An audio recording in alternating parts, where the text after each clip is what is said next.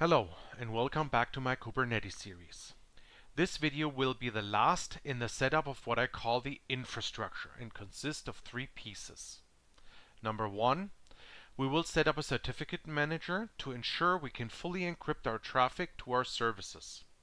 Number two, I mentioned in the introduction that I do not have a fully qualified domain name or FQDN. That is why I will be setting up a webhook that allows to obtain a certificate for dynamic DNS. Number three, and last in this list, is the setup of a certificate replicator. This replicator will copy the certificate to other namespaces so that the services can use them to encrypt traffic. Before we start, let's have a quick look at the website for the certificate manager. A certificate manager allows you to manage multiple TLS certificates in your cluster. As shown in this image, Kubernetes resources address the certificate manager to request a certificate, and the manager assigns this resource to the requester.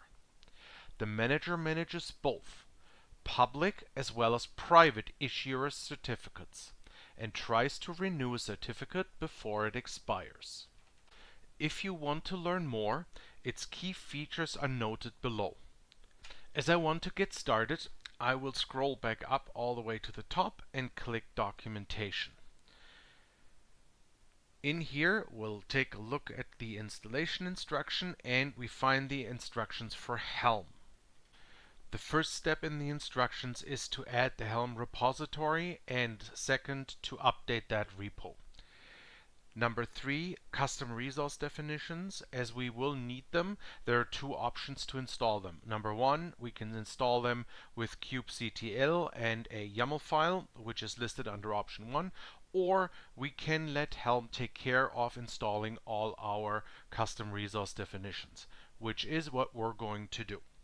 So now let's head over to the terminal and add the Helm repository. We do that with helm repo add jetstack https://charts.jetstack.io helm repo update. We see that the repository was updated. Next step, we'll take a look what we can find in this repo. Helm repo search repo jetstack. As you can see, there are a few Helm charts in this repository. We will focus on the Cert Manager. If you want to learn more about the other repositories, there are links in those repositories that you can follow. So let's have a quick look. Helm show readme, and then you get a link to a GitHub repository in which you can find the details for those repositories. As I mentioned, we're not going to focus on these, but we're going to focus on the certificate manager. As per usual, we will go into our KDS setup. We will add another folder, mkdir7 cert manager. And as we install three different components, we will create a subfolder. At first, we're going to go in here. And now mkdir01 cert manager. We will download the values file with helm show values jetstack/cert-manager. Well, we want that to be outputted in a file called cert-mgr values.yaml. vim cert-manager values.yaml. Let's walk through the file and see what we have to customize. In the beginning, there is not a lot. We have the RBAC, which is created, which we want. Security policy enabled is false. Use app armor true. That's okay. We will not change anything in the leader election. Install CRDs. You remember on the website it said you can install it manually with a YAML file, or we let Helm take care of it by setting this value to true.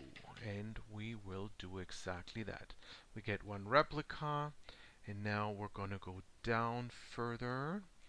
The image, cluster resource namespace. This means the namespace allows you to define where the service will be installed into. If not set, okay, we will define this namespace here as cert manager. We get a service account, and this time we want to name this service account.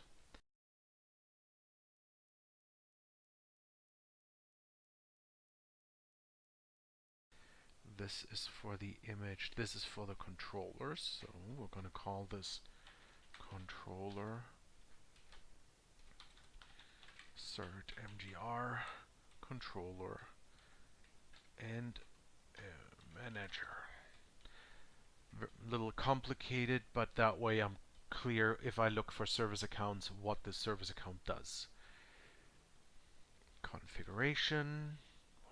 We'll continue further down. Security context non-root. That means that the container runs as a non-root user, which is good. Continue. Volumes, we don't have any. Node selector Linux. That's okay too. We only have Linux Kubernetes workers. Next section is for Prometheus, for data, for collecting telemetry, tolerations. We're going to continue. Liveness probe is good. We'll leave that too. The webhook, we get one webhook, which is good. We want that as well. There is some service account for in this section as well. So we're going to change that. Service account. And that was the webhook. Cert-mgr webhook manager. Going to continue down the file. We'll keep everything as is. We have the CA injector. And again here we'll have a service account somewhere. There it is. Injector manager. Oh, cert-mgr injector manager. Good. Acme solver.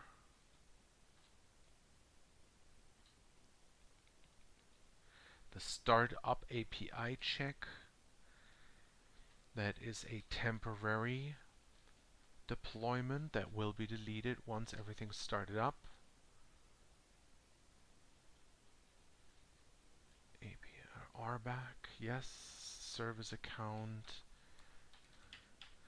And here the cert-mgr startup manager. What else do we have? And we're at the end of the file. I'm going to write in quit. With this step complete, I will now set up my screen so we have two terminals side by side, and then we will deploy our cert manager. As I'm set up with two screens, first step I want to take is to create the namespace that we need for the cert manager. kubectl create namespace cert manager. kubectl get namespaces, and my cert manager is there. Great, now we can watch kubectl get all -n cert manager.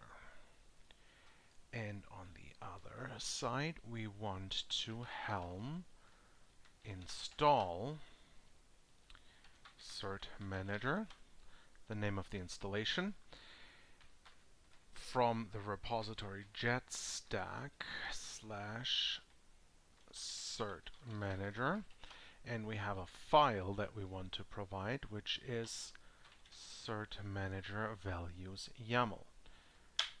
Let's hit enter and deploy our certificate manager.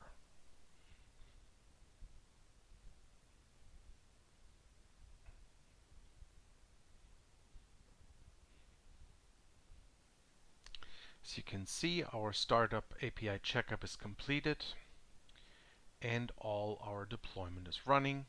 We again get our success message on the left hand side, which as per usual I will copy and put in a document to keep safe. As you can see, we get some instructions on what are the next steps. So in order to continue, we need to set up the cluster issuer or an issuer resource in general. We can go to cert-manager.io docs configuration in order to figure out what are the next steps, what do we have to create. If we head over to the website, we find the configuration, and in here it tells us exactly what we have to do. Create an issuer or cluster issuer. If we clicked on read more about issuer and cluster issuer, there is a great explanation on this site. An issuer is a namespace resource. That means if you create only an issuer, you will have to create one for each namespace in which you would like a certificate. However, if you want to use that issuer more widely, then you should consider creating a cluster issuer.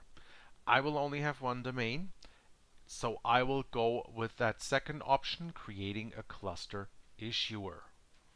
To start with that process, we're going to switch back to our terminal and we'll create the necessary files.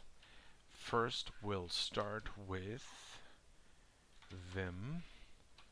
We'll create an acme-issuer and I will call that dev and paste the content that should allow us to test this setup. Let's walk through the file. As you can see, we're addressing the cert manager. We are creating a cluster issuer. We call that cluster issuer letsencrypt-staging. We're going to deploy that in the cert manager namespace. Then we specify the acme cluster issuer, and as you can see here in the comments, you should provide an email address, which is what we're doing. Let's Encrypt will use that to contact you about expiring certificates or issues with your account. It's very important. Then you contact a staging server of Let's Encrypt. You have to provide a key secret reference. You don't have to provide a key, just a reference. How will you call this secret? And we call this let's-encrypt-staging. And then we have a solver in here, HTTP01, ingress, and ingress class name. This ingress class name was specified in version 1.12 of the Cert Manager. We're using 1.13. Previously it was just name, but now it's changed to ingress class name. With that file created, let's now write and quit and create the cluster issuer. We do that with kubectl apply-f acme-issuer-dev. Let's empty our screen, and before we start testing, let's see if the cluster issuer was created. We do that with kubectl get cluster issuer, and we can see that a letsencrypt-staging was created. We will test in two parts. At first, we will install a deployment and not request a TLS encrypted connection through the ingress controller. In the second test, we will request a TLS encrypted connection and create a certificate. We will take a look at both deployments and see if there's a difference. For this test of our certificate manager, let's use the nginx deployment we already used in a past video. I will create a separate namespace for that deployment and start off with that task. kubectl create namespace, and I will call this test web. kubectl get namespaces, and we have our test web namespace. Let's empty our screen and review the file for the deployment. The file can be found in Kata setup, cert manager, and we have vim nginx-deploy-main. As you can see, we have an nginx deployment. We call it nginx-deploy-main for the test web namespace, one replica, and that is already pretty much it. So let's deploy this file into our cluster. kubectl apply-f nginx-deploy-main. kubectl get all-n test web, and our pod is already running. Next step is to expose our deployment and as such create a service. We do that with kubectl expose and deploy nginx deploy main -n test web port 80. kubectl get all-n test web, and we have a service which exposes port 80. Now that we have this service, we need to create an ingress resource. This ingress resource we will call ingress.yaml and paste the content from a file I prepared. Let's walk through this file quickly. It is a kind ingress. It's an ingress resource. Let's call this ingress resource. We deploy it in the test web namespace. The ingress class is nginx, which is our ingress controller. Then we provide a host name. The ingress controller will react upon receiving traffic for this host name, testing cert.com, and then the usual HTTP paths, the prefix, and the backend is nginx-deploy-main, and port number is 80. As you can see, a fairly simple file, so let's write and quit and deploy this file. kubectl apply-f ingress.yaml. Our ingress resource was created. Let's verify that. kubectl get ing for ingress. Then we need the namespace test web, and we find our ingress resource. Let's now switch over to our browser, where I'm going to add this DNS record into my Pi-hole. The alternative is you enter it into your hosts file, which you can find in a Linux file system under etc or under Windows System 32. But you have to add this DNS name and its corresponding IP address. So the name is testingcert.com and my IP. Click add, and the DNS was added.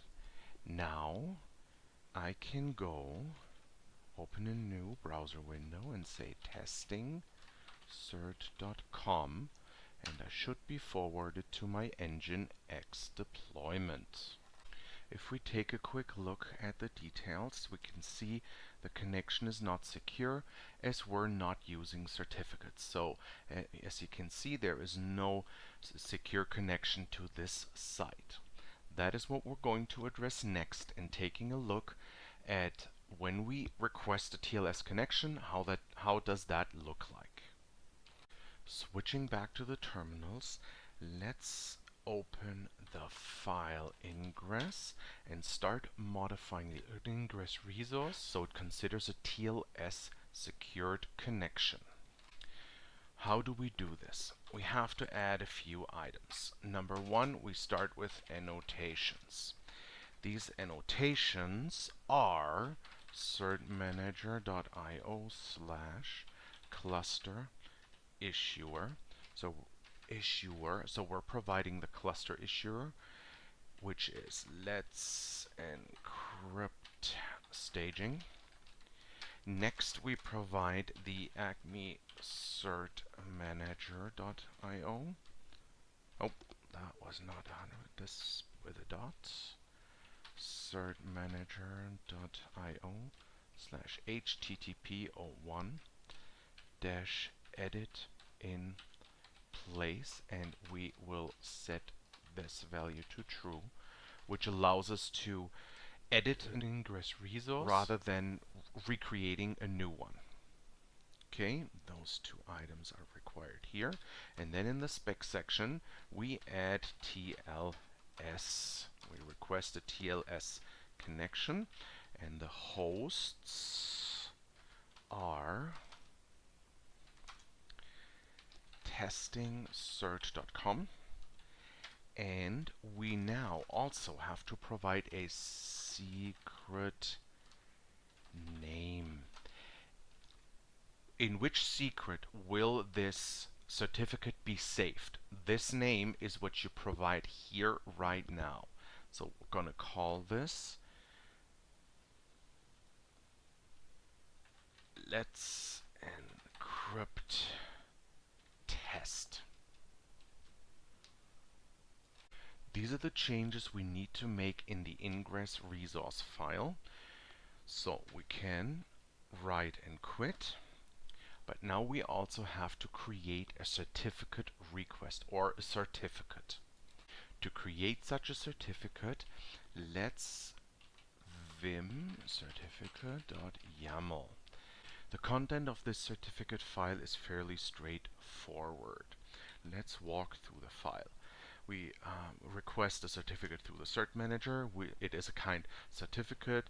It's called cluster cert. We could call this anything we want. It's in the namespace test web. The DNS name that we're requesting the certificate for is testingcert.com.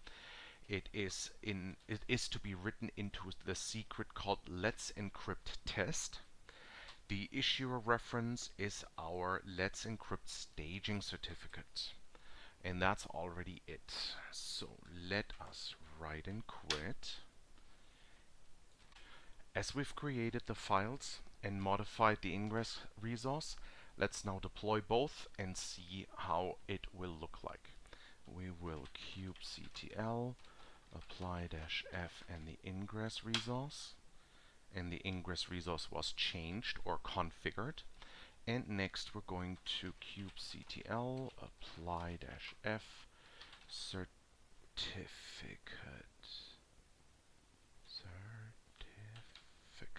Here we go. Alright, the certificate is created. What happens now is the certificate is created in our cluster. The request is being sent out to our verification authority, which is letsencrypt-staging, and we should get an answer back. So let's take a look. kubectl get certificate-n test web. We can see our cluster certificate is created.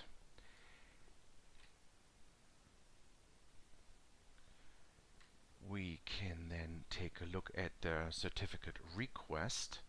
kubectl get certificate request-n test web.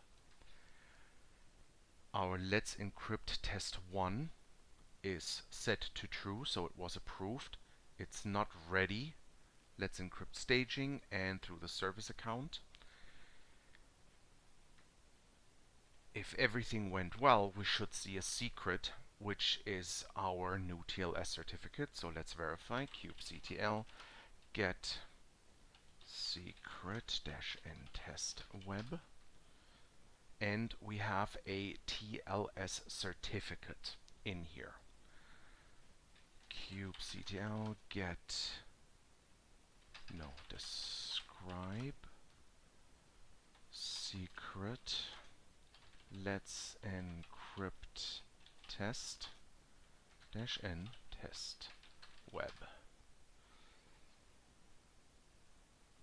Okay, it was test for domain testing cert.com, common name, Kubernetes TLS. Alright, let's empty the screen. Let's switch back to our browser and open this website again and see how a TLS encrypted connection looks like. We're going to refresh. We see my connection is not private. Click Advanced and Continue. And now we can take a look. We do now, as you can see, there's a clear difference, have a certificate. If we click it, we can see that it was issued by the Cert Manager. Details issuer, that was our local certificate manager as the certificate authority. Now you might ask yourself, why is this request not responded to by letsencrypt-staging? That is fairly simple. In the A record section of your domain provider, you need to have an A record specified. That is the domain and the corresponding IP address. The domain we just used was freely invented.